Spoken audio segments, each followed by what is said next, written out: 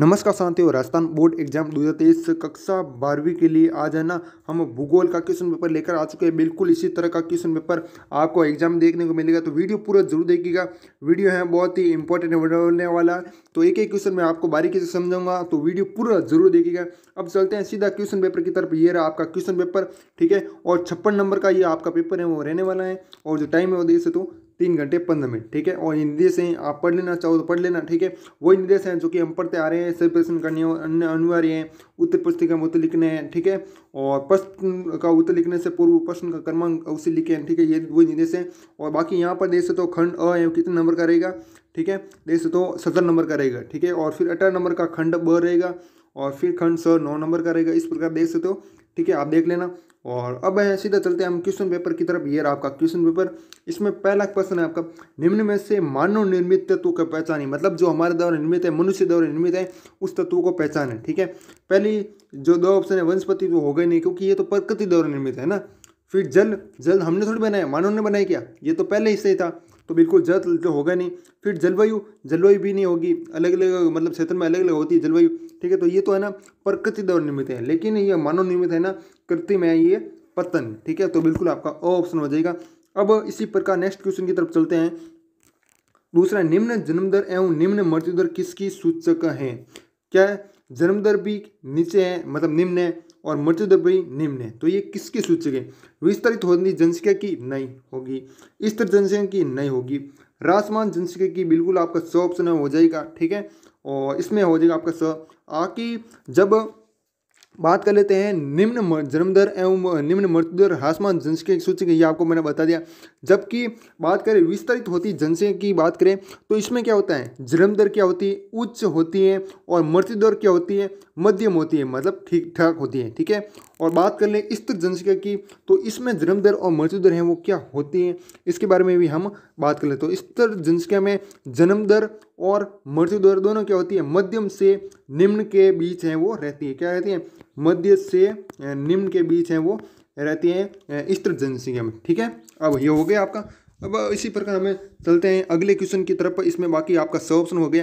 तीसरा प्रश्न है आपका, जलवासी पशुचारकों का पर्वतीय मैदानी प्रवास है वो कहलाता, क्या कहलाता, पर्वतीय मतलब पर्वतीय भागों से मैदानी भागों की ओर, या फिर मतलब ऋतु के आधार पर होता है। गर्मी आ गई तो ठंडे इलाकों में चले जाएंगे, और सर्दी आ गई तो ठंडे इलाकों से गर्म इलाकों में आ जाएंगे, ठीक है। मतलब वहाँ पर पशु चारक हैं वो करते हैं जलवासी, ठीक है।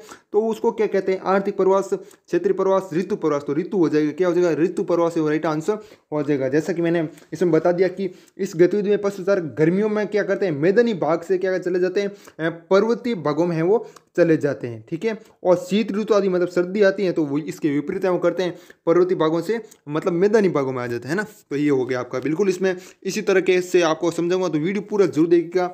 अब बात कर लेते हैं पीडीएफ की। तो पीडीएफ है वो आपको हमारे टेलीग्राम ग्रुप में मिल जाएगी, और टेलीग्राम ग्रुप का लिंक है वो आपको डिस्क्रिप्शन में मिल जाएगा, सबसे ऊपर दिया हुआ है, ठीक है। तो वहाँ पर क्लिक कर देना, वहाँ से आप टेलीग्राम ग्रुप में चल जाओगे, और वहाँ पर आपको पीडीएफ मिल जाएगी। अब नेक्स्ट है आपका, पर्यटन आकर्षण का कारक है वो नहीं है। पर्यटन आकर्षण का कारण जलवायु एवं भूदृश्य ये तो है, इतिहास एवं कला ये तो है ही है, ठीक है। पर्यटन आते हैं ना, और संस्कृति एवं अर्थव्यवस्था ये भी है। आपका प्रशासन एवं राजव्यवस्था ये नहीं है, ठीक है। तो बिल्कुल आपका 2 ऑप्शन है वो राइट आंसर हो जाएगा। बाकी ये तीनों है ना, ये पर्यटन आकर्षण के कारक हैं, ठीक है। कला है वो देखते हैं ना। अगला आपका, ग्रामीण बस्तियों में रैखिक प्रतिरूप पाया जाता है। कहाँ पर पाया जाता है, सड़क व नदियों के किनारे, झीलों के चारों ओर, सड़क के तेरह पर, अंतरा पर्वतीय घाटियों में, ठीक है। तो इसमें बिल्कुल क्या है, आपका कौन सा ऑप्शन है वो राइट आंसर हो जाएगा।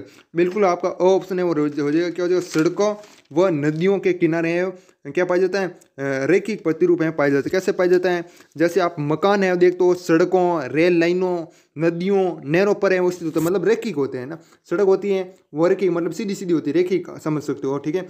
और नदी है तो वो भी ज़्यादातर रैखिक ही होती है। रेल लाइन है, ठीक है, वो भी रैखिक होती है। तो ये बस्तियाँ हैं वहाँ पर पाई जाती हैं, ठीक है। कहाँ पर, सड़कों व नदियों के किनारे, उसे रैखिक प्रतिरूप कहते हैं, ठीक है। और बात कर लेते हैं झीलों के चारों ओर जो बस्तियां पाई जाती हैं उनको क्या कहते हैं, मतलब वो क्या होती है, तो वो होती है वर्ताकार, वर्ताकार प्रतिरूप की होती है, ठीक है।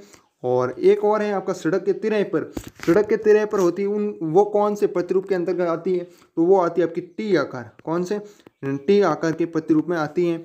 और उसके बाद नेक्स्ट है आपका दो अंतरा पर्वतीय घाटियों में, तो यहाँ पर होती है आयताकार, आयताकार प्रतिरूप, ठीक है, ये हो जाएगा आपका। अगला है आपका नेक्स्ट, इसमें तो आपका मैंने बता दिया सड़कों व नदियों के किनारे हो जाएगा आपका, है ना ऑप्शन।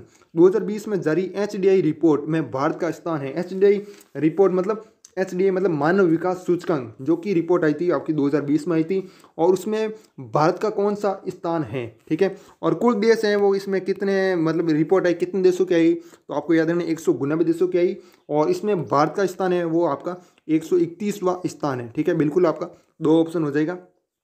इसी तरीके से समझूंगा, वीडियो में बने रहना आपको। अगला क्वेश्चन आपका 7 नंबर, भारत सरकार द्वारा जल क्रांति अभियान है वो कब आरंभ है वो किया गया था, ठीक है। 1999 से 2000 में, 2009 से 2010 में, 2015-16 में, 2018-19 में। ये क्वेश्चन मैं आपको ऑलरेडी करवा चुका हूँ। पीछे मैंने जो क्वेश्चन पेपर करवाए उनको भी देखना, उनमें भी ये क्वेश्चन मैंने करवाया था। बहुत ही अच्छा क्वेश्चन है, इंपॉर्टेंट भी है। इसमें क्या हो जाएगा आपका, बिल्कुल जल क्रांति अभियान भारत सरकार द्वारा 2015-16 में वो आरंभ है वो किया गया था, ठीक है। तो बिल्कुल आपका ये हो जाएगा। फिर क्वेश्चन है आपका, भारी धातु उद्योगों के लिए कौन सा औद्योगिक प्रदेश है वो जाना जाता है। गुजरात, छोटा नागपुर, गुरुग्राम, दिल्ली मेरठ, या फिर कोल्लम, तिरुवनंतपुरम, ठीक है। तो बिल्कुल इसमें आपका कौन सा ऑप्शन है राइट हो जाएगा। भारी धातु उद्योगों के लिए छोटा नागपुर है वो औद्योगिक प्रदेश के नाम से वो जाना जाता है। और ये प्रदेश की बात करें इस प्रदेश की, तो ये झारखंड है, उत्तरी उड़ीसा है, पश्चिम बंगाल तक फैला हुआ है, ठीक है। उसके बाद नेक्स्ट क्वेश्चन है, गंगा नदी में किस नगर का औद्योगिक प्रदूषण है वो सर्वाधिक है। लखनऊ, दिल्ली, आगरा, या फिर कानपुर। तो बिल्कुल आपका 2 ऑप्शन हो जाएगा, कानपुर है हो जाएगा। गंगा नदी के किनारे बसा है ये, जो कि कानपुर नगर चमड़ा उद्योग के लिए जाना जाता है, और साथ ही ये वस्त्र उद्योग का भी क्या है, केंद्र है, ठीक है। और इस औद्योगिक नगर के कारण गंगा नदी है ना वो सर्वाधिक प्रदूषित है वो होती है, इसलिए है ना ये क्या हो गया, गंगा नदी में औद्योगिक प्रदूषण है वो सर्वाधिक है कहाँ पर, कानपुर है, राइट हो जाएगा, ठीक है। अब इसी प्रकार नेक्स्ट क्वेश्चन रिक्त स्थान की पूर्ति करनी है। इसमें क्या दिया है, महाद्वीप में सर्वाधिक जनसंख्या घनत्व है वो पाया जाता है। तो किस महाद्वीप में, हम जिस महाद्वीप में रह रहे हैं वही होगा ना, तो एशिया हो जाएगा। क्या पर क्या हो जाएगा, एशिया महाद्वीप हो जाएगा, है ना। मानव विकास सूचकांक 2020 में सर्वोच्च कोटि क्रम वाला देश है। आपको पता है, मैंने आपको भारत देश का भी स्थान बताया था मानव विकास सूचकांक में, जो कि रिपोर्ट आई थी आपकी 2020 में, उसमें भारत का था स्थान है 131वां। लेकिन हमें क्या पूछा है, सर्वोच्च कोटि क्रम वाला देश है। सर्वोच्च मतलब सबसे पहले है वो कौन सा आता है, तो वो हमें बताना है। तो यहाँ पर हो जाएगा आपका नॉर्वे, क्या हो जाएगा, नॉर्वे है वो राइट आंसर हो जाएगा। अगला क्वेश्चन आपका, कम दूरी है तो सस्ता है तीव्रगामी माध्यम परिवहन है। तो परिवहन का नाम है बताना है, वायु परिवहन होगा, सड़क परिवहन होगा, जल परिवहन होगा, कौन सा होगा। तो बिल्कुल आपका कम दूरी है तो कम दूरी के लिए सस्ता कौन सा होगा, कम दूरी के लिए सड़क होगा। जल परिवहन थोड़ी होगा, ज़्यादा हो कहीं पर जल परिवहन नहीं है, हो सकता है ना, तो सड़क परिवहन है वो आपका सही है होगा। अगला क्वेश्चन है, भरमौर क्षेत्र में जनजाति निवास करती हैं, तो कौन सी जनजाति निवास करती हैं। तो बिल्कुल आपका गद्दी हो जाएगा, क्या हो जाएगा, गद्दी, ठीक है। अब चलते हैं इसी प्रकार नेक्स्ट क्वेश्चन आपका अगला यहाँ पर ये रहा तीसरा, अति लोग प्रश्न है स्टार्ट हो चुके हैं। अब इसमें पहला प्रश्न है, केंद्र सरकार द्वारा गंगा नदी की सफाई के लिए राष्ट्रीय स्तर पर कौन सा कार्यक्रम है वो शुरू किया गया था। तो कौन सा है वो स्टार्ट है वो किया गया था राष्ट्रीय स्तर पर, नमामि गंगे, ये तो सभी को पता है, ठीक है। कौन सा, नमामि गंगे, ये हो जाएगा आपका राइट। अगला क्वेश्चन है, यदि आपको लेगून झील देखनी है तो आप किन 2 राज्यों की यात्रा है वो करेंगे। तो उन 2 राज्यों के नाम बताने, तो एक तो आप केरल लिख दोगे और एक उड़ीसा लिख दोगे, ठीक है। अगला क्वेश्चन आपका, ये भोजन संग्रह विश्व के किन 2 भागों में किया जाता है। भोजन संग्रह विश्व के किन 2 भागों में किया जाता है। तो ध्रुवीय क्षेत्रों और भूमध्य रेखीय वर्षा वन क्षेत्रों में किया जाता है, ठीक है। अगला क्वेश्चन आपका चौथा है, मानव भूगोल अस्थिर पृथ्वी और क्रियाशील मानव के बीच परिवर्तनशील संबंधों का अध्ययन है। मानव भूगोल की परिभाषा है आपको बताएं, ये एक परिभाषा है वो किसने दी थी, ये क्वेश्चन मैं आपको ऑलरेडी करा चुका हूँ, ठीक है। इसका आंसर आप कमेंट में बताओगे, क्या बताओगे, इसका आंसर आप कमेंट में बताओगे, ठीक है। अगला क्वेश्चन है आपका नेक्स्ट चौथा क्वेश्चन है आपका, खंड स्टार्ट हो चुका है यहाँ से। ग्रामीण बस्तियों को प्रभावित करने वाले 3 कारक हैं वो बताने हैं। तो एक तो आपका क्या हो जाएगा, जल आपूर्ति, जहाँ पर जल है वो सही होगा वहाँ पर क्या होगी, ग्रामीण बस्तियाँ हैं वो बढ़ेगी, ठीक है, मतलब रहेगी वहीं पर। और एक हो जाएगी आपकी भूमि, ठीक है। मनुष्य बसने के लिए उस जगह का चुनाव करेगा जहाँ की भूमि क्या होगी, कृषि कार्य के लिए उपजाऊ होगी, ठीक है। तो वो आपकी ग्रामीण बस्तियों को प्रभावित करने वाले ये कारक हो गए। 2 कारक तो मैंने बता दिए, ये कारक आप खुद भी कर सकते हो। निपटाए गए नौबार के अनुसार पत्तनों के प्रकार लिखिए। तो पत्तनों के प्रकार मैं बता देता हूँ, उसके बारे में थोड़ा सा वर्णन आपको कर देना है, 2 लाइनें लिख देनी है हर एक में। जैसे आपका औद्योगिक पतन है, वाणिज्यिक पतन है, विस्तृत पतन है, ठीक है। इसके बारे में एक एक दो दो लाइनें लिख देनी है। मुक्त व्यापार पर संचि पर टिप्पणी लिखनी है, तो ये भी आप खुद कर सकते हो। उसके बाद नेक्स्ट है आपका 7 नंबर, पारमाद्वीपीय रेल मार्गों से क्या आशय, इसका निर्माण क्यों किया जाता है, तो ये भी मैंने आपको बता दिया है। जो है ना वीडियो देखते हैं ना रोजाना, ठीक है, तो उनको पता होगा।